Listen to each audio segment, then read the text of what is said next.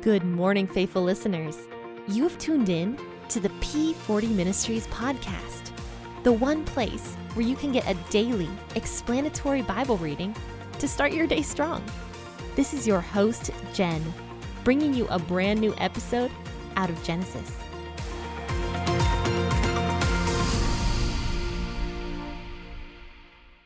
Hey, happy Friday, faithful listeners. This is your host, Jen, with the P40 Ministries podcast. Thank you so much for tuning in this morning. And you remember how I told you guys the other day that I was sitting and recording with my windows open because it was super nice outside. I think it was like 70 degrees. Well, today there is snow on the ground. And this is very typical of where I live. And my home state typically is very cold up until about May is when it really starts getting nice and warm. But hopefully this is the last snowfall.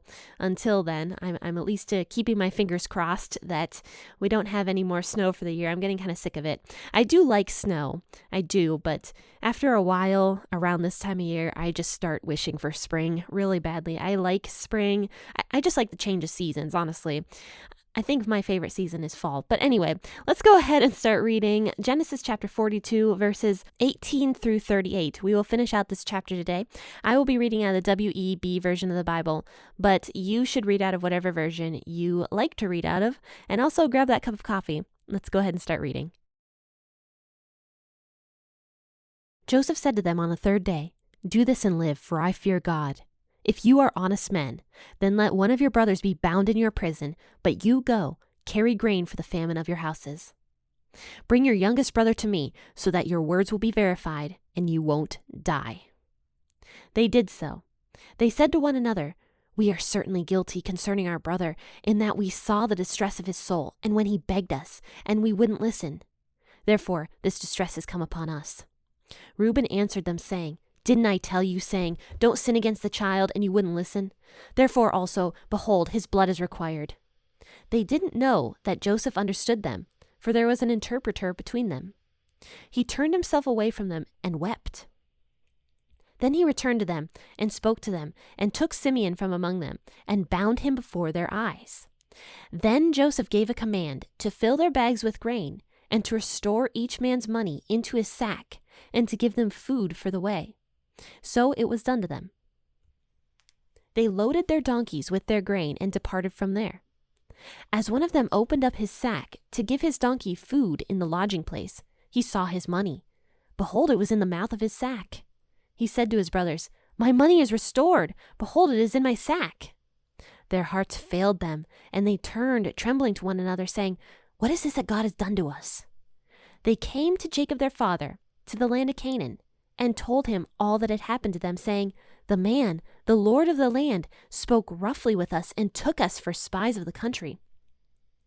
We said to him, 'We are honest men.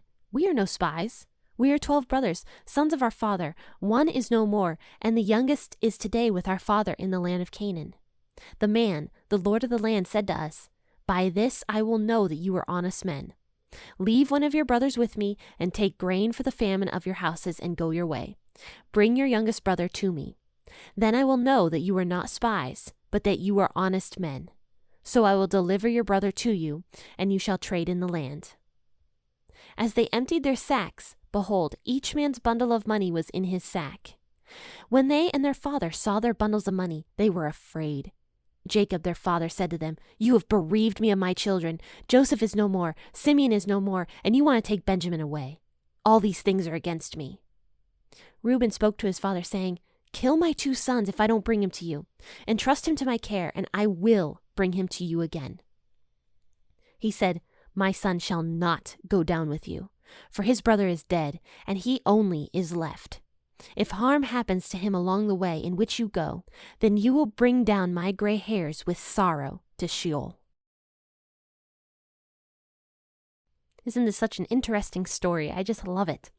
So in verse 18, Joseph had put his brothers into prison because he was accusing them of being spies, coming to look at Egypt and see how bad Egypt was and what kind of state Egypt was in.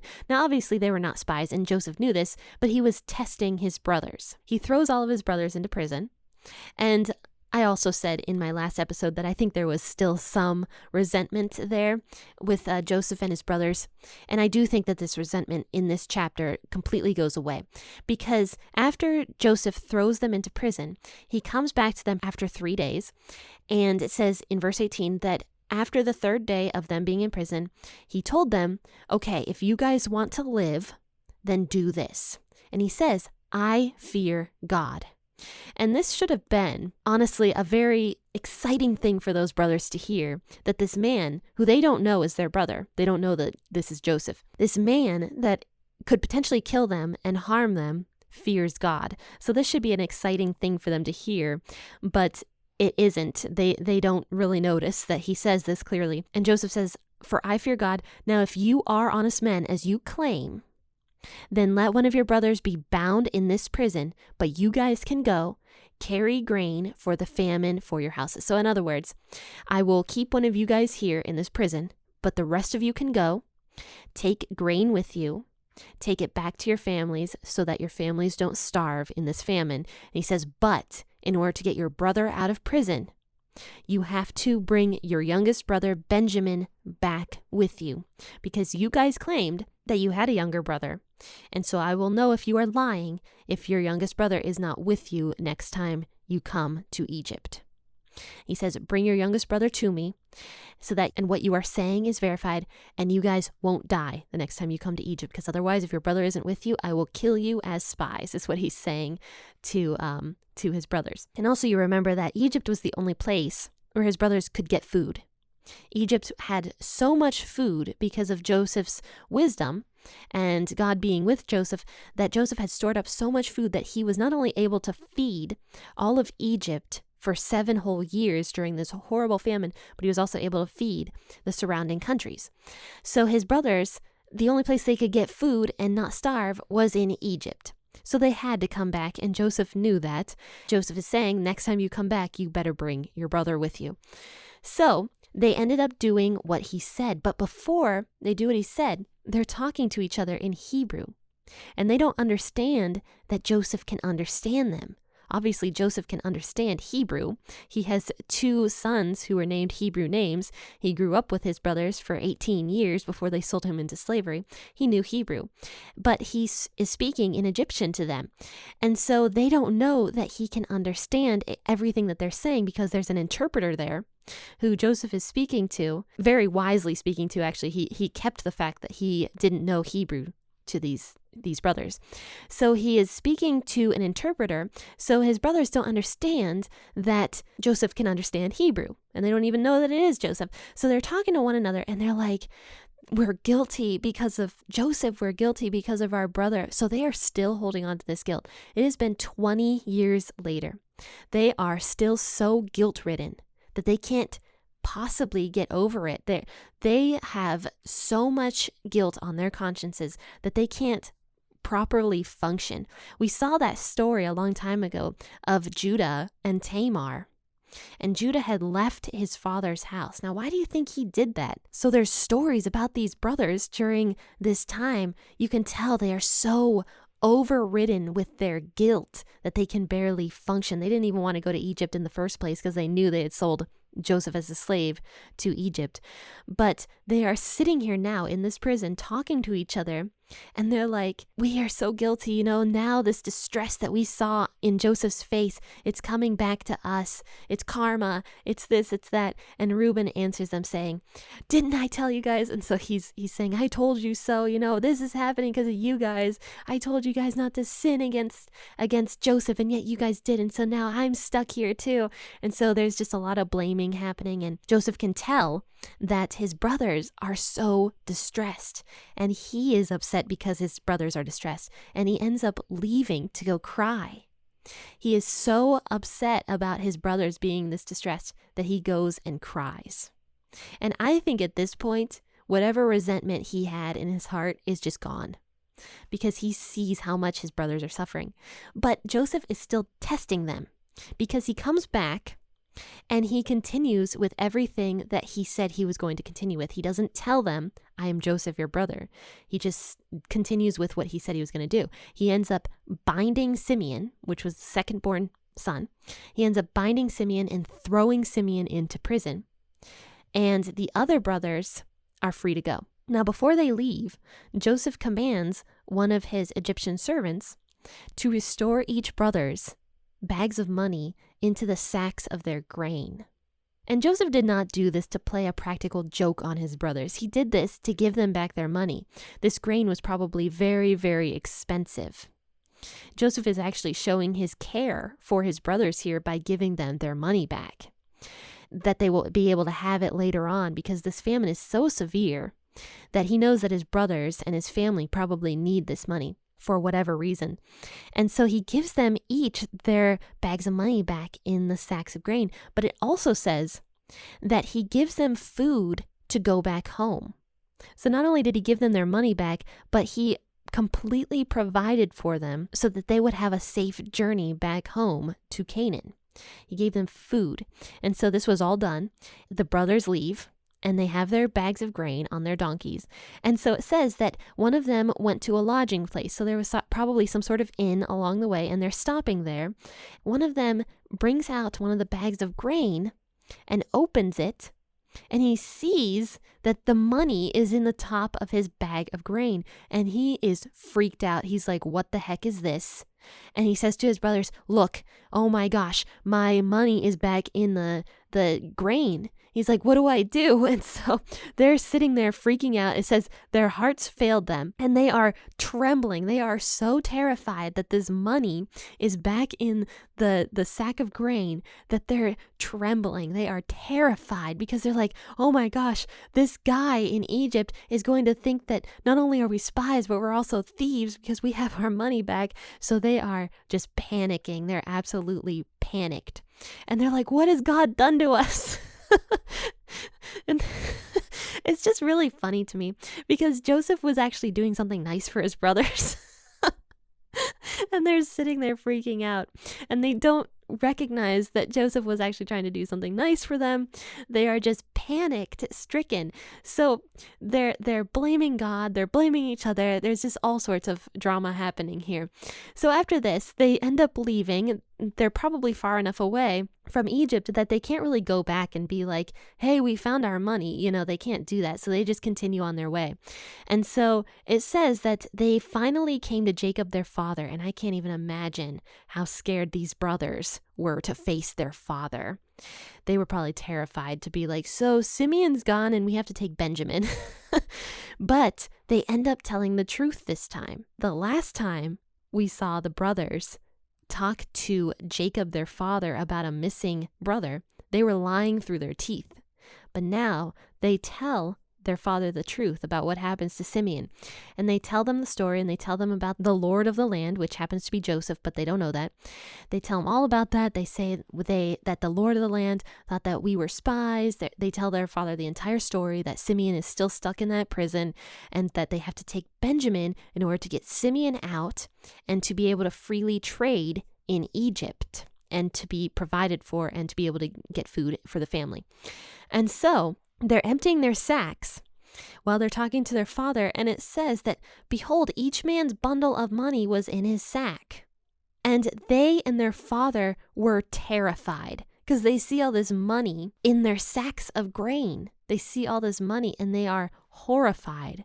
And they're like, oh my gosh, what are we supposed to do? And so Jacob panics when he sees all this money, and he screams at his kids, his sons that are standing there, and he's like, you have bereaved me of my children. So in other words, you have taken all my children away from me. And he says, Joseph is dead, Simeon is no more, and now you want to take Benjamin away from me. All these things are against me. And you remember how, I think it was the last episode we talked about Joseph's story, which was on Wednesday. I was saying that I believed that Jacob knew that the brothers had done something to Joseph. And this is why, because he's blaming his sons here that they had killed Joseph, that they had taken Joseph away from him. So I do think that Jacob knows that there was something kind of fishy about that story, and possibly the sons had actually killed Joseph. So Jacob, I think, knows that there is more to that story than the brothers had claimed. And that's why, because he blames them here. He's like, you are taking all my children away from me. You took Joseph from me. You took Simeon from me. And now you're going to take Benjamin from me. And he's like, all these things are against me. Now, the fact of the matter is, though, that Jacob does not understand. He doesn't understand God's plan because, first off, Joseph is not dead, though I can't blame Jacob for not knowing that. But also, Simeon is not dead, and he's like, Simeon is no more. And so why would he say that? Simeon is still around. He's just in an Egyptian prison. There's a very clear and logical answer to this problem that Jacob is not thinking about. Jacob is so afraid and so stressed out that he's just screaming at his kids rather than thinking logically like, okay, Benjamin should go with them and Simeon and Benjamin will both come back. But he's not thinking logically. He is playing the blame game. He is very upset at the brothers. He is fearful. He is just freaking out. And so it says that Reuben says to his father at this point, and you remember how much guilt was on these brothers' consciences. So remember that when Reuben says this in verse 37, he says, Reuben, the firstborn, spoke to his father and said, you can kill my 2 sons if I don't bring Benjamin back to you. And this is such a dramatic response. Reuben is so stuck in his father's misery and has so much guilt on his conscience that he is willing to kill his own children in order to make sure that Benjamin returns safely.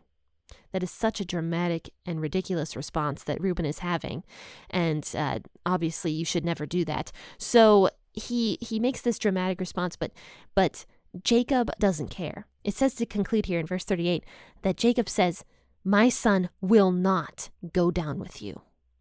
For his brother is dead, and he is the only one left. And he says, if harm happens to him along the way, then you will kill me. I will go down to Sheol. And Sheol is an old-fashioned way of saying the place of the dead. And he says that I will go down to the place of the dead because I will be so grieved if anything happens to Benjamin, my only son. It's basically what he's saying to Reuben, one of his other sons. Jacob is acting like Benjamin is his only son, which is absolutely preposterous. The amount of favoritism that Jacob had in his family, showing with his wives and showing with his sons, is just preposterous. It's absolutely ridiculous. And it caused so many issues and is still continuing to cause issues because he is unable to let go of Benjamin. He is unwilling to follow God's will, because this was all God's will from the very beginning, that Joseph become the second in command of Egypt and that Benjamin honestly go down to Egypt. But Jacob cannot relent that control. And we've talked about Jacob in the past wrestling with God, and yet he's still very, very stubborn man. He's a very stubborn man and still is wrestling with God's will. And so this is kind of the end of this chapter, and it was very interesting to me. I just love talking about Joseph. I've said that every single time we do a Joseph episode. I just love talking about it. But we're going over time, so that's why I'm going to stop here. I could probably talk about this for another 20 minutes, honestly. But I typically like to keep my episodes within 20 minutes, and so sometimes I don't, but I try to. But friends, today is actually Good Friday. I should have mentioned that a little bit sooner. And today is historically the day that Jesus died on the cross. So let me know what you are doing for Good Friday and what your plans are. If you haven't read the blog post I wrote about Good Friday, definitely take a look at it. I will drop a link to that in the bio of the podcast episode. But friends, I want to ask that you have a wonderful Easter weekend, because Easter is on Sunday, and what a great and glorious day Easter Sunday really is. But join me on Monday at 6 a.m. for another discussion out of the Bible here in Genesis, and we will talk more about Joseph's story and more about what happens here with Benjamin and with the 12 brothers. But friends, I have nothing else to say except have a wonderful Easter. Happy listening, and God bless.